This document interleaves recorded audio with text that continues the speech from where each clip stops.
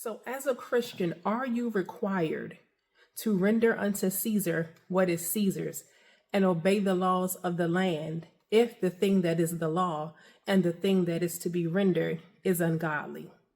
That is the question that is being posed, supposedly, of NBA player Jaden Ivey, who was released from the Chicago Bulls for not wanting to celebrate Pride Month. He said, I don't want to celebrate it. That's against my Christian beliefs. And so they released him.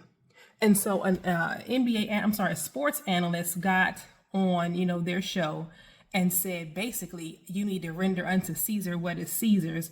That's the Bible, and obey the laws of the land.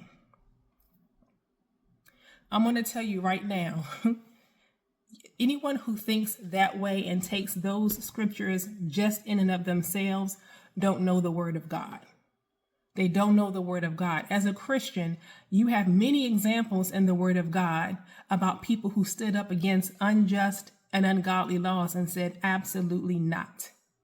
There are children right now who could tell you the story of Shadrach, Meshach, and Abednego, right? They can tell you, even little kids can tell you that they said, I am not going to bow down to the statue of King Nebuchadnezzar. I will not do it. I will not bow down and worship to this idol, to this statue, to this golden image, because I am going to worship the one true and living God. And they got thrown into the fiery furnace. There is another story, of course, as we know from our Sunday school as kids, even if you're not even that close to God or whatever, you know the story of Daniel in the lion's den, right? The king of that time said nobody is supposed to pray for 30 days, and anybody that does it is going to be thrown into the lion's den. And Daniel said, watch this. I'm going to continue to pray. And he prayed openly in front of the window so that people could see. He's like, I'm not going to obey this ungodly law of the land.